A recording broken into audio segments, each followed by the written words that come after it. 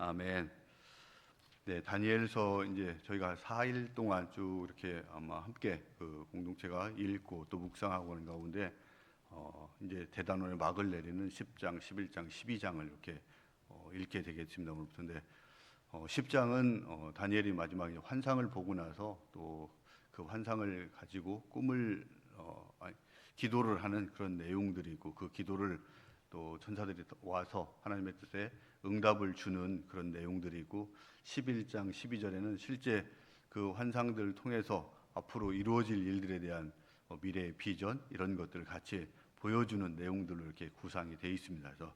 이 중에서 특히 오늘 10장은 다니엘이 1절에 있는 것들처럼 꿈을 꿨는데 큰 전쟁에 관한 꿈을 꾸고 나서 아마 매우 두렵고 떨리는 그 가운데에서 다니엘이 기도하면서 이 전쟁의 모습들이 어떤 것인가 하는 것들을 천사들로 통해서 응답을 받는 그런 모습들이 되겠습니다. 그래서 우리가 다니엘서 1장부터 시작할 때 계속 꿈 이야기들이 이렇게 많이 나와서 요셉이 꿈꾸는 것보다도 훨씬 더 여기서 환상도 보고 그 다음에 그것들을 해석하기 위해서 기도하고 그 다음에 또 현실적으로 매우 어려운 그 상황 속에서 풀무불에 던져져야 되는 그런 상황 속에서 또 사자굴 앞에 던져져야 되는 그런 위협 앞에서 다니엘은 또 그 친구들은 함께 문제들을 주님 앞에 가지고 나가서 기도하는 그런 모습들을 보여주었습니다. 그 다음에 어제 우리가 또 이렇게 말씀 가지고 나눌 때는 제국은 멸망하지만 하나님 나라 영원한 통치가 곧 이루어질 것이라는 그 환상의 말씀을 예레미야서를 통해서 받게 되고 그 말씀을 기초로 해서 기도하고 나아가는 그런 모습들도 우리에게 보여준 그런 부분들이 되겠습니다. 그래서 여러 번 기도에 관한 이야기 또 환상과 꿈에 대한 그 말씀들이 나오는데 그 한 4번 정도 나온다고 말씀을 드렸고 그 중에 마지막 다니엘이 또 기도하고 있는 그런 모습들을 통해서 특별히 오늘은 우리가 늘 기도회 할 때 다니엘 기도 이렇게 할 때 그 기도가 어떻게 이루어지는 것인가 하는 것들을 말씀을 통해서 한번 또 보고 우리가 이를 통해서 우리가 문제 앞에서 또 하나님 주신 그 비전들을 가지고 어떻게 기도해야 되는가 하는 것들에 대해서 함께 보고 또 도전을 받고 나가셨으면 좋겠습니다. 꿈을 꾼 다니엘은 사실은 고레스 제3년이라고 했으니까 아마 이스라엘이 멸망하기 전 한 70여 년 전쯤에 끌려갔습니다. 그래서 10살 때 이 바벨론으로 끌려가서 한 70년 지났으니까 지금 한 80세 정도가 되었을 때 이런 꿈을 꾸고 기도하는 그런 모습들인데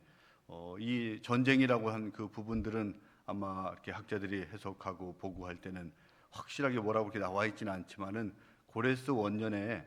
이스라엘 백성들을 포로에서 해방시켜주고 다시 돌아가라고 했고 그 다음에 성전을 건축하라고 했고 그 성전을 건축할 때 들어가는 비용들을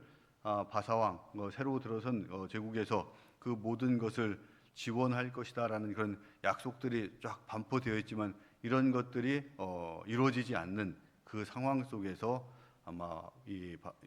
다니엘은 꿈을 꾸고 또 그런 것들을 가지고 기도하는 와중에 이런 모습들을 본 것이다 이렇게 보고 있습니다. 그래서 이스라엘 백성들은 이 원대한 꿈을 가지고 예루살렘 복귀해서 성전을 건축하려고 했지만은 주변에 수많은 방해꾼들이 계속 방해가 되니까 결국은 멈추게 되고 또 그곳에 가면은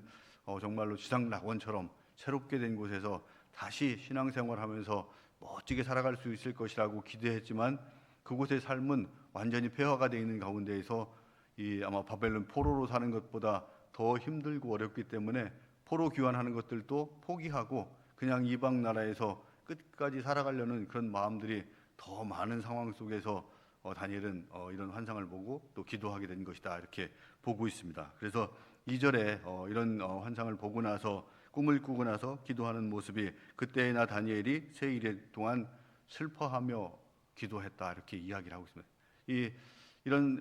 문제들 그 다음에 사회 또 구조적으로 또 교회 안에 있는 그런 문제들을 보고 다니엘은 그냥 넘어가지 않고 그런 문제들을 보면서 함께 공감하고 이 문제점들을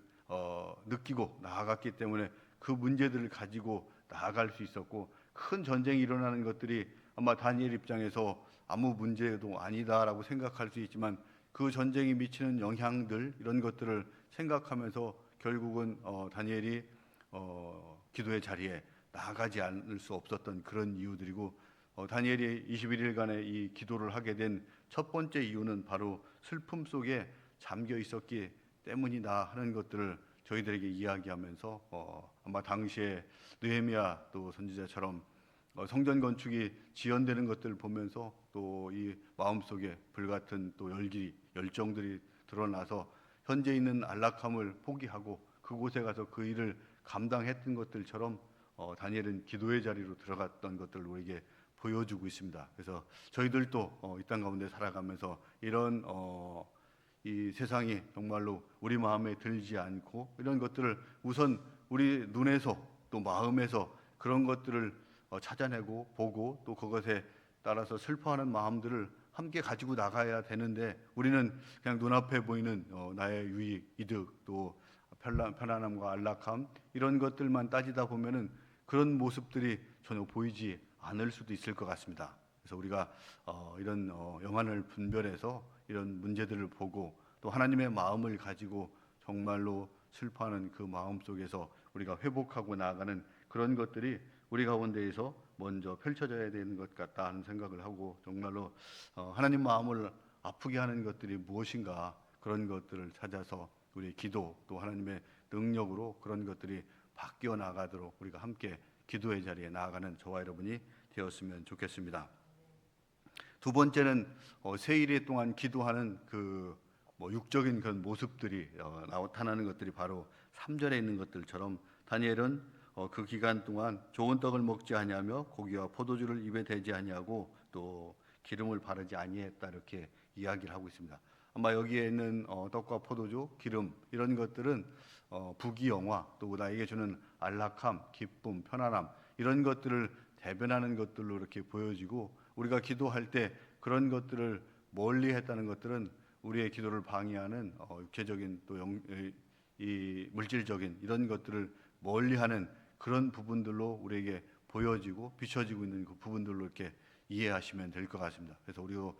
이런 기도할 때 정말로 하나님과 나와의 관계를 방해하는 것들이 무엇인가 하는 것들을 보면서 그런 것들을 멀리하면서 기도하고, 이런 것들은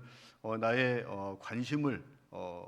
이렇게 다른 쪽으로 돌리게 하고 흩어놓는 그런 것들도 있지만, 나의 방법과 수단 이런 것들을 하나님 외에 다른 방법을 찾고자 하는 것들도 이런 것들에 포함되는 부분들이 될 수 있습니다. 그래서 우리가 정말로 온전하게 하나님만 의지하고 모든 공급이 하나님에 의해서 이루어지고 있고, 그 다음에 전능하신 그 하나님께서 움직이시면은 모든 것을 다 할 수 있다 하는 것들을 기억하면서 내가 알고 있는 누구의 사람의 또 세상적인 어떤 힘을 이용해서 그 문제들을 해결하고 나아가는 것들보다도 더 먼저 우리가 관심을 가져 있고 또 집중해야 될 것들은 하나님의 능력에 우리가 기대고 또 그 능력으로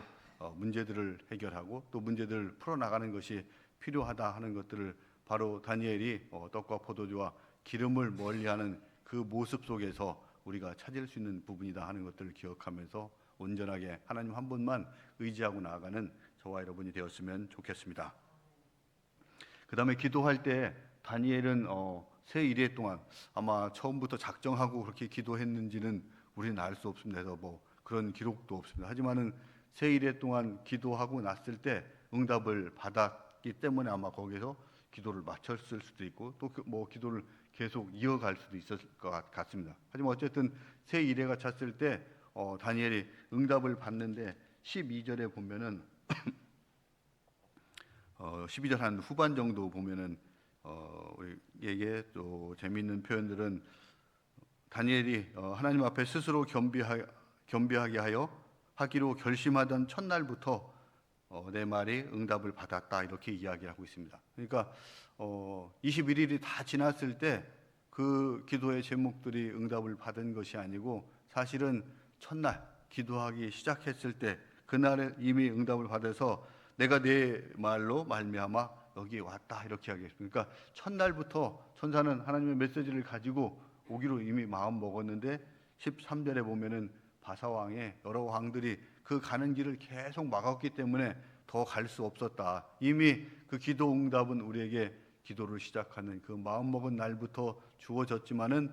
여러 가지 영적인 방해 이런 것들 때문에 그 응답이 이루어지는 그것이 바로 지연되고 있었다 하는 것들을 기억하면서 우리는 이미 기도를 시작하자마자 하나님은 벌써 우리를 마음과 뜻을 알고 우리에게 응답하실 준비를 다 하고 계신데 그것이 이루어지는 데는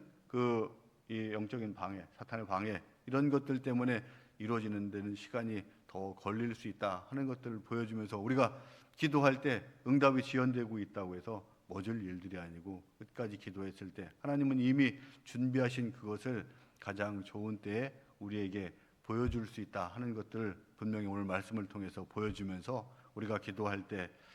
응답이 다소 지연된다. 그래서 낙심하지 말고 우리가 늘 기도의 자리를 지키고 있는 여러분들처럼 이 자리를 끝까지 지키고 나아갔으면 좋겠습니다. 우리가 이제 다니엘서를 4번 가지고 이렇게 함께 나눈 것 같은데 매일 기도 이야기만 나오니까요. 다니엘서는 기도 이야기가 전부인가? 혹시 이런 생각을 또 가지실지도 모르겠습니다. 하지만 다니엘서에서 처음부터 끝까지 일관된 주제는 세상 나라, 세상의 제국들은 흥망성쇠가 분명히 있지만 하나님의 나라는 분명하게 도래하고 있고 그것이 영원한 승리를 쟁취한다 하는 것들을 보여주고 있고 그것들을 기도를 통해서 우리가 협력해 나가면서 그 일들이 이루어지는 그 모습들을 분명하게 보여주고 있습니다. 그래서